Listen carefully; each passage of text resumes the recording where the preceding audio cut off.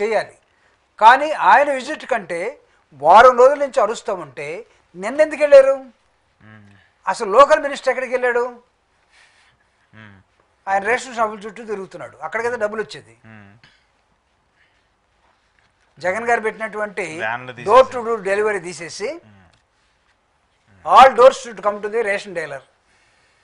సరే, ఆ టాపిక్ వచ్చింది కాబట్టి ఈరోజు ఒక వృద్ధురాలు ఆ రేషన్ కోసం వెళ్ళి చనిపోయినటువంటి ఒక స్థితిని కూడా మనం చూస్తూ సార్ ఇంకా ఎక్కువ అవుతారు సార్, ఇంకా ఎక్కువ అవుతారు. ఎందుకంటే మన ఇంటికి government service is at your door step.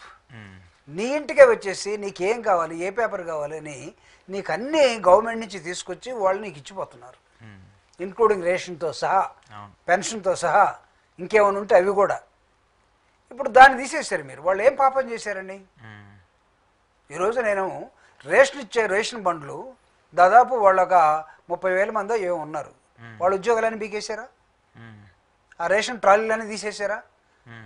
ఏమన్నారు? రేషన్ని ప్రతిరోజు అమ్ముకునే రేషన్ షాప్ వాడికి నువ్వు బియ్యన్ని వాడింటికి తోలేవు, గ్రామం మొత్తాన్ని వాడింటికి పొమ్మన్నారు. వాడు 4 రోజులు చూస్తాడు, 4 రోజుల తర్వాత రానోడికి ఆల్రెడీ అమ్మేసుకొని ఉంటాడు. వాడు వచ్చేసరికి అయిపోయింది కదా అంటాడు. అయిపోయింది ఇంకా. అంటే నువ్వు జనాలకి తిరిగే వ్యవహారం, పోయే వ్యవహారం, దానిలో ముసలోళ్ళు పోయే క్యూలో నిలబడి. అంతకుముందు వైఎస్ఆర్ కాంగ్రెస్ పార్టీ జగన్మోహన్ రెడ్డి గారు ఉన్నప్పుడు వాళ్ళు ఇంట్లోంచి కదలకుండా వాళ్ళ దగ్గరికే మనిషి వచ్చి ఇచ్చిపోతున్న నేపథ్యానికి ఇప్పుడు నడవలేని వాళ్ళు, కుంటోళ్ళు, గుడ్డోళ్ళు, ముసలోళ్ళు మొత్తం పోయి ఆడ నిలబడి మళ్ళీ ఆయన ఒక 50 మందికి ఇచ్చిన తర్వాత మిగతా వాళ్ళకి ఇప్పుడు నాకు ఓపిక లేదు రేపు రండి అన్నాడు అనుకో, మళ్ళీ రేపు పోవాలా. 3 రోజులు 4 రోజులు ఇస్తూ ఉంటారు. అసలు ఒక మంచి సిస్టమ్ తీసేసి నీకు ఎవడి మీద పగ? చనిపోయింది, ఇప్పుడు ఆవిడ చావుకి ఓడు బాధ్యత వహించాలి. మళ్ళీ తిరిగి చుట్టుకునేది ప్రభుత్వానికే కదా కదా. ఇప్పుడు నువ్వు ఒక మంచి వ్యవస్థ నడుస్తూ ఉంటే ఆ వ్యవస్థను తీసేసి నేను నాకు నచ్చిన వ్యవస్థను పెడతానంటే నీకు నచ్చిన వ్యవస్థ ద్వారా ఇబ్బంది పడే కదా ఈ వ్యవస్థ వచ్చింది. అంటే జగన్మోహన్ రెడ్డి గారు పెట్టారు కాబట్టి దాన్ని తీసేయాలి, ఇంతే. పగ, కక్ష, ఈర్ష్య ఎవరి మీద?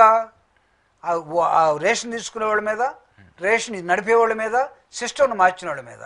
ప్రభుత్వాలకి కక్షలుంటే ప్రభుత్వం నడిపేవాడికి సమాజం మీద కక్ష ఉంటే సమాజం ఏం కావాలి? సొసైటీ మీద ఎందుకు సార్ కక్ష? సొసైటీ ఓట్లు వేస్తేనే కదా ప్రభుత్వాలనే ఫామ్ అయ్యి. అంటే అది ఎలక్షన్ గెలిచినా ఓడిపోయినా ఎవరైనా సరే ప్రజలు ఓట్లు వేస్తేనే కదా. దానికి మళ్ళీ ప్రజల మీద రివెంజ్ తీర్చుకోవడం అనేది కరెక్ట్ కదా. అది ఏ పార్టీ అయినా రాజకీయంగా ఇప్పుడు జగన్మోహన్ రెడ్డి గారు తెచ్చినా, చంద్రబాబు నాయుడు గారు తెచ్చినా, ఇంకొకరు తెచ్చినా ఒక మంచి పథకాన్ని కంటిన్యూ చేస్తే బాగుంటుంది కదా. ఇప్పుడు రాజశేఖర రెడ్డి గారు 108 అని తీసుకొచ్చారు, దాన్ని అన్ని ప్రభుత్వాలు కంటిన్యూ చేస్తున్నాయి కదా. అలాంటి ఒక మంచి అంశాలని కంటిన్యూ చేయడంలో తప్పే ఉంటుంది. ఈ దేశానికి ఉన్న దౌర్భాగ్యం అదండి. మనకన్నా 2 సంవత్సరాల వెనక స్వతంత్రం తెచ్చుకున్న China, the first president of China is Mao. Mao ఒక పాలసీని తయారు చేశాడు, dream of China. Dream of China, చైనాకి ఒక డ్రీమ్ ఉంది, ఆ డ్రీమ్ని సెట్ చేశాడు. ఆ డ్రీమ్ ఏంటంటే, చైనా వాళ్ళని విన్నారా మీరు? చైనాకి ముందు భౌగోళికమైన సరిహద్దుల్ని ఫిక్స్ చేయమన్నాడు. ఒక దేశానికి సరిహద్దుల్ని ఫిక్స్ చేయమన్నాడు, అది వాళ్ళ డ్రీమ్. దాని తర్వాత ఈ దేశంలో కాలానికి అనుగుణంగా అనేకమైన మార్పులు అవసరమైతే చేసుకోమన్నాడు, రిజిడ్గా ఉండమని చెప్పరా. మావో దగ్గర నుంచి మధ్యలో వచ్చిన చవన్లాయ్ కానీ, డెంగ్ జియాపింగ్ కానీ, ఈరోజు ఉన్నటువంటి జిన్పింగ్ కానీ, వాళ్ళ మావో డ్రీమ్ ఆఫ్ చైనా అనే దాన్ని మార్చరా. That is their policy. ఆ చైనా కోసం చైనా డ్రీమ్ ఏంటో ప్రపంచాన్ని మొత్తాన్ని ఏరే దశకి ఎకానమీలో ప్రపంచంలో నంబర్ 1గా మన దేశం ఉండాలి. సోషలిజం అంటే ఏంటో చూపించాలి, లేకపోతే మనం ప్రపంచానికి ఆదర్శంగా ఉండాలి, మార్కెట్ అంతా మన దగ్గర ఉండాలి, మన సరిహద్దులు మనం జాగ్రత్తగా ఉండాలి. ఇవన్నీ డ్రీమ్గా ఏర్పాటు చేసుకుని ఆయన ఒక పాలసీని తయారు చేస్తే ది సక్సెసివ్ లీడర్స్, నేను చెప్పిన మావో కానీ, చవన్లాయ్ కానీ, డెంగ్ జియాపింగ్ కానీ, ఇప్పుడు వచ్చినటువంటి మధ్యలో ఉన్నటువంటి ఇంకొకళ్ళు కానీ, ఇప్పుడు వచ్చినటువంటి జిన్పింగ్ కానీ ఆ డ్రీమ్ని కంటిన్యూ చేస్తున్నారు. ఇప్పుడు మన దేశంలో ఏమవుతుందో తెలుసా? ఒక ప్రధాని ఒకటి సెట్ చేస్తే రెండో ప్రధాని దాన్ని తీసేయాలి. ఒక ముఖ్యమంత్రి ఒక రాష్ట్రానికి ఒకటి సెట్ చేస్తే రెండో ముఖ్యమంత్రి దాన్ని తీసేయాలి. జగన్మోహన్ రెడ్డి గారు లిక్కర్ పాలసీని ప్రైవేటు పరం చేసి ప్రైవేట్ వాళ్ళు గందరగోళంగా తయారయ్యారు. దాన్ని గవర్నమెంట్లోకి తీసుకొని గవర్నమెంట్ ద్వారా లిమిటెడ్ టైం పెట్టి దానికి అవసరమైతే రేట్లు పెంచి మనం సంపూర్ణంగా చేయలేకపోతున్నాం, ఈ విధంగా కొద్దిగా కంట్రోల్ చేద్దాం అని ఆలోచనకు వస్తే నువ్వు గవర్నమెంట్ని తీసేసి ప్రైవేట్లోకి ఇచ్చేసావు. ఈరోజు ఆయన రేషన్ పేదోళ్ళకి ఇవ్వాలంటే వాళ్ళు రాలేకపోతున్నారు. వాళ్ళ దగ్గర ఇంకోటి మధ్యలో మీడియేటర్ వస్తూ ఉన్నాడు, వాడు వీడు కలిసి ఏదో చేస్తూ ఉన్నారు. నో మిడిల్ మ్యాన్ అని చెప్పేసి ఒక వెహికల్ కొని వెహికల్లో ఒక డ్రైవర్ని పెట్టి ఒక అసిస్టెంట్ పెట్టి నీ రేషన్ నీ ఇంటికి పంపిస్తుంటే నువ్వు వచ్చి దీన్ని తీసేసావు. చైనాలో ఏమో డ్రీమ్ ఆఫ్ చైనా మావో పెట్టింది, ఇప్పుడు దాకా ఉంటుంది. భారతదేశంలో ఏమో నెహ్రూ పెట్టింది, ఇంకొకళ్ళు తీసేస్తారు, తర్వాత వచ్చినోడు ఇంకొకటి తీసేస్తాడు. ఆఖరికి మనం ఎక్కడ ఉంటామంటే కుక్కర చింపిన విస్తరలాగా ఉంటాం. రాజకీయంగా ఈ మార్పులు జరుగుతున్నటువంటి సమయంలోనే సరే దేశం అభివృద్ధి చెందుతుంది అనేది పక్కన పెట్టేస్తే రాజకీయంగా అభివృద్ధి చెందట్లేదు, ప్రజాప్రదంగా అభివృద్ధి చెందట్లేదు, స్వల్పంగా ఎవరికి వాళ్ళు వ్యక్తిగతంగా అభివృద్ధి చెందినటువంటి పరిస్థితులే చూస్తూ ఉన్నాం.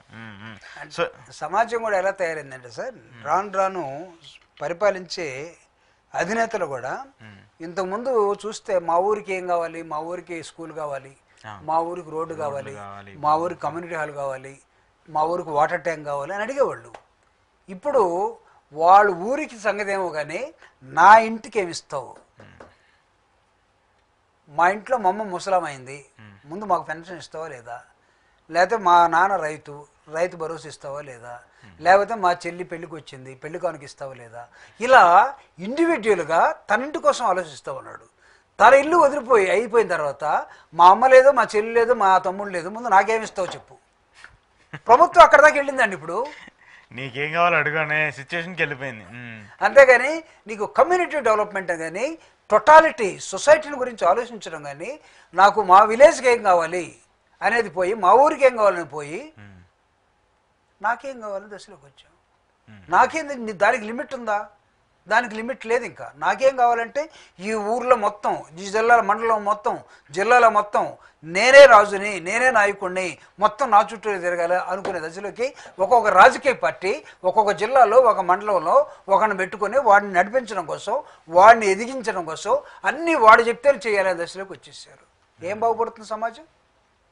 జగన్మోహన్ రెడ్డి గారు ఈ ఒక నా అనేదాన్ని తీసేసాడు, మీడియేటర్ని తీసేసాడు.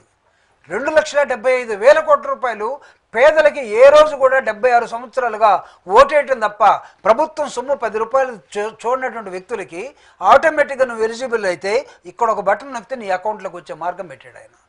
ఈరోజు నిన్న ఒక అతను మాట్లాడుతున్నాడు, ఎట్లుందా అని అడిగితే ఏముంటుందండి, అంతకుముందు నెలకి ఏదో ఒకటి మా ఇంటికి వచ్చి మా అకౌంట్లో పడేది, మేము కాస్త ఏదన్నా తింటాం కానీ లేకపోతే ఏదో కొనుక్కోవటం కానీ ఉండేది.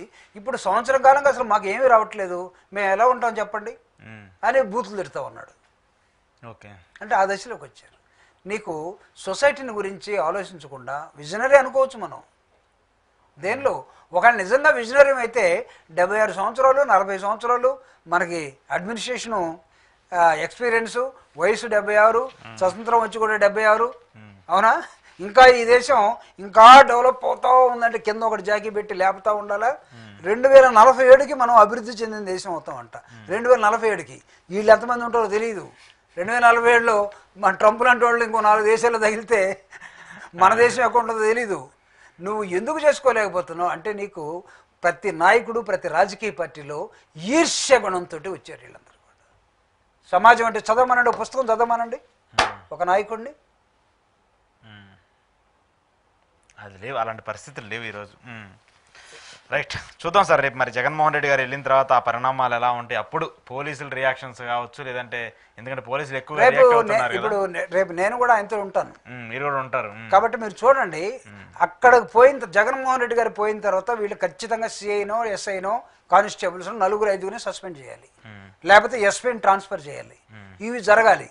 అంటే జగన్మోహన్ రెడ్డి గారు పోతే తప్ప జరగట్లేదు అని అనుకుంటే జగన్మోహన్ రెడ్డి గారు విన్ అయినట్టే కదా. అంతే కదా.